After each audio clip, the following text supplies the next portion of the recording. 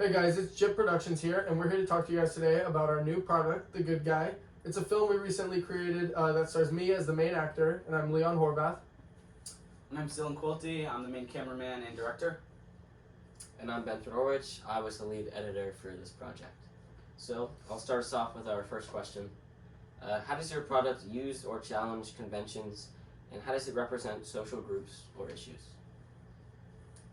When we were brainstorming these ideas, we really wanted to tackle like a big issue that has really come up recently in the past decade or two maybe, and that is false sexual assault and rape accusations, mainly coming from females as we did it in this film. And we just wanted to really build this entire film focusing heavily on that issue and showing the insights of what really goes down in those situations. I'm going to give it to Dylan because he has a good example. Yeah, so a good example of like a false sexual assault case was back in 2016 when the athlete Sean Oakman was a projected first-round pick in the NFL draft. He was going into the draft and he was hit with a false claim. And so that kind of just ruined his whole image. He was taken to court, and the court years later found him not guilty of this, and it was actually consensual sex. And this kind of just ruined his whole image. He was going to be in the NFL. He was bright NFL career, and now he is playing for the Canadian Football League after his name was cleared. So it's kind of just a really sad story that shows this issue. Yeah, and I can touch on that with another example. It's not really all about athletes and big name people. But in 2018 in Pennsylvania, there was a teen boy who was 5 girls accused him of sexual assault, and they turned out to be false. And after some time, after going through the whole process, the girls finally admitted that they simply did it just because they didn't like him. So that just kind of upset me when I saw that article. It upsets me because it really delegitimizes the whole experience for people that go through traumatizing experiences and actually have to deal with that. I'll take it.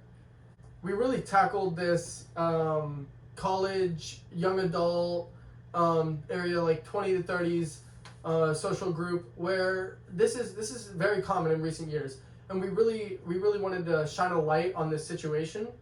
And the thing is that it's not just an occurrence. Like, it seriously hurts people's reputation and their lives. And I feel like our utilization of this college athlete and him having a scholarship and getting revoked because of this false accusation really well just targets this direct kind of group. Group. Yes, and basically that was our target in terms of hitting a social group. Yeah, so this problem happens more than you may think. I mean, it's not really talked about too much in society. People kind of shy away from topics like this. And what we really were trying to do in our film was to create this narrative, and you kind of get it all hit with you at the end. So the whole film's leading up. It's up, up, up, up, up. Everything's going good for this young adult. He's living life, and then you kind of see the music stops, and everything just goes downhill from there, and you really get to understand and kind of take that in. And so that's what we were trying to do, and that's the group, these young adults that are being affected by this, and their lives are pretty much they can be ruined. You have stuff that they've worked for a long time just being taken away from them just because of words someone's saying. Yeah, and I think when Leon was talking about how we had a target group, we also really had a target goal.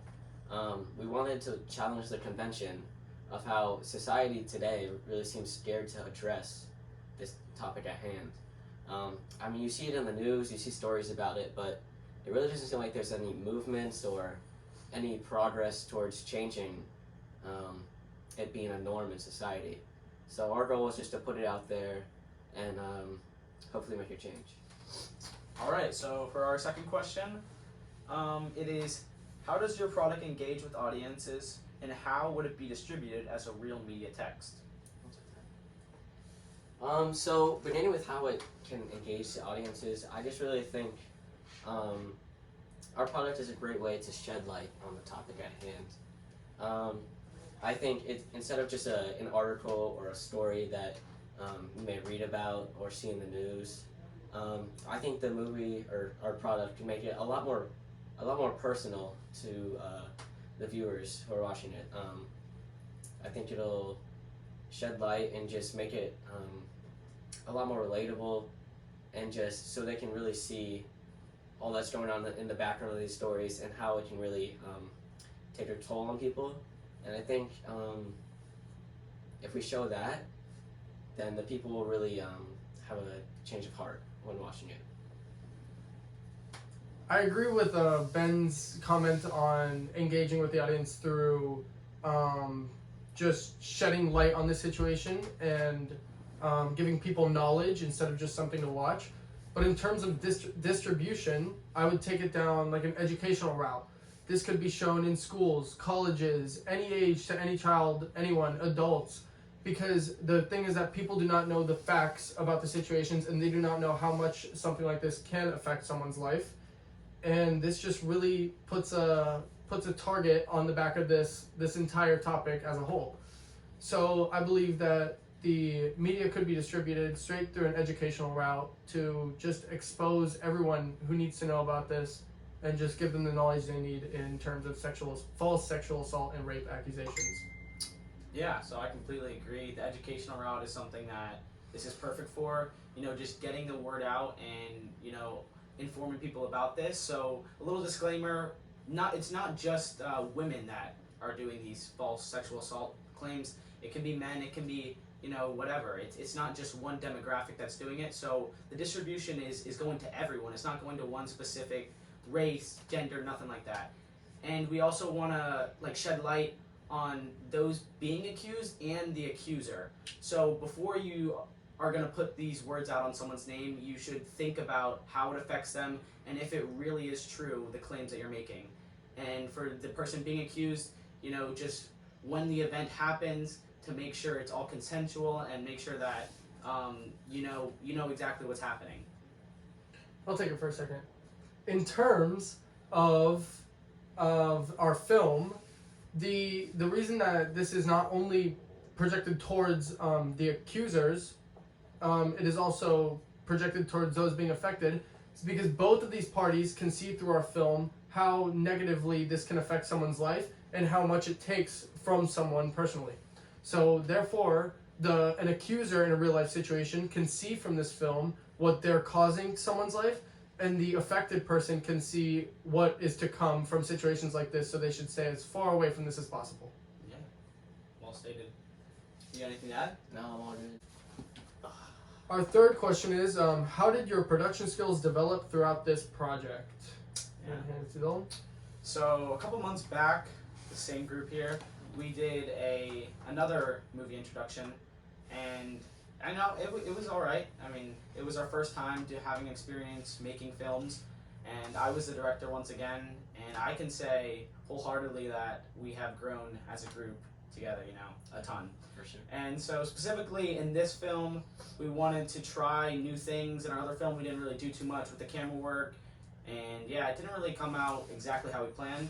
So in this one, we started off the golf montage, and we did a lot of different camera angles and new stuff. So as a director, I was practicing specifically trying to keep it steady. I was filming on my phone. It's kind of hard to keep tracking shots and panning shots steady on that, and so that took a little bit of getting used to. When I was in quarantine, I specifically was trying to learn different techniques on how to hold it and get the right shots for everything. One of the shots that I liked the most that we did in our film was the actual POV shot inside the mailbox, which I thought was pretty innovative. And we had our actor Noel here open up the mailbox, and he was already seeing through the lens, like it was from the back of the mailbox getting it. We had a couple other shots, like the one from the party scene flashback, which I thought was pretty cool. I used a wide lens on my camera and tracked it from a high angle to really get the lights and everything, and our lighting was a lot better. So yeah, that's kind of how I progressed as a director in this film compared to our last one. I got it.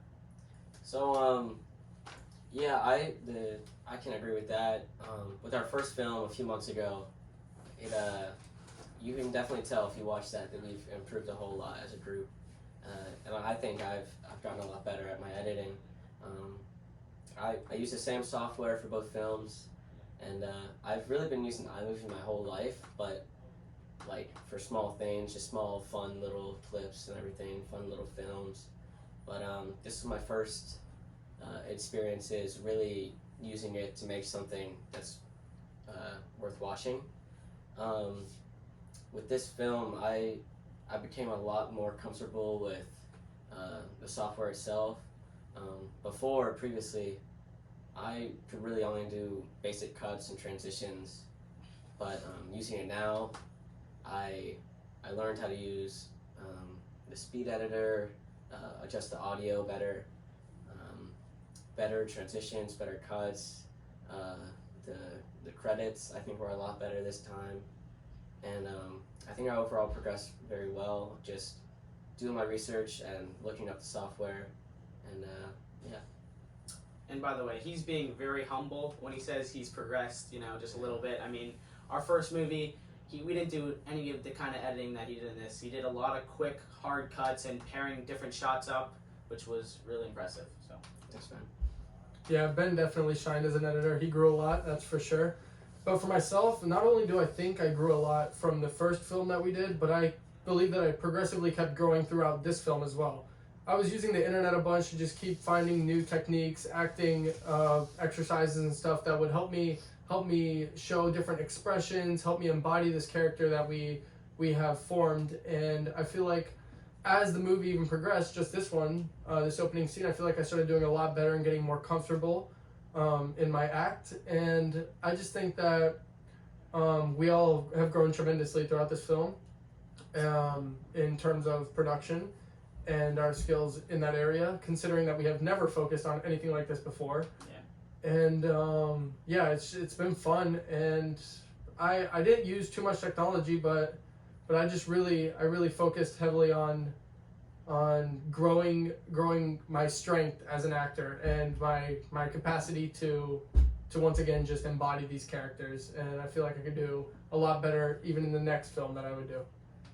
Yeah, specifically for the acting component for you, much better this time than the last film. It would take us tons of shots to get what we were looking for. And on this one, when we did the close-up kind of vertigo effect shot of Leon, it was really great. We got the facial expression we were looking for when you kind of get something of that kind of caliber of news. So yeah, I think the acting was much better, and you've definitely progressed. And to wrap it up with our last question, how did you integrate technologies, software, hardware, and online in this project? Well, me being the actor, I really didn't use too much technology. One thing I did utilize was the internet for sure, and that was mainly to learn and to get new points to hit on while acting, and just watch some videos, really utilize the web to understand what I need to do in order to do the best performance that I could. Yeah. So I also use the internet a ton. I was looking up different tutorials for beginner filmmakers, especially because I use my camera, a piece of technology, which is on my iPhone 12, and so we also used a Vertigo app to film one of the shots that we wanted to do, which was the Vertigo effect, where your camera is moving towards the subject and it's also zooming out. And we were trying to do that manually and really couldn't figure it out, so I looked up a tutorial on YouTube and figured it out, and we used an app to help us do that would actually automatically zoom out. So that was a use of technology that we used, and pretty much relied on Ben's editing for different clips that we wanted, different quick cuts, and so that's how we use technology. So when editing, starting out when the project first started, I was contemplating whether or not to use iMovie because I really wasn't happy with how the project turned out a few months ago. It just was kind of sloppy and was a little too basic. So I did my research. I looked at some different programs, such as I think it's Logic Pro X Final Cut Pro for the Mac, and Adobe After Effects, I think. But when I looked at all those programs, they really, they seemed a little too confusing, just for what we were going for. So instead, I kind of just looked up some different tips, some tricks, just to overall improve the quality of your videos on iMovie. And when I did that, I really found a lot of cool different effects and different tools that you could use on the iMovie software itself that I didn't know about before. And just using those alone, I think it really improved the quality. It was a big step up from a few months ago.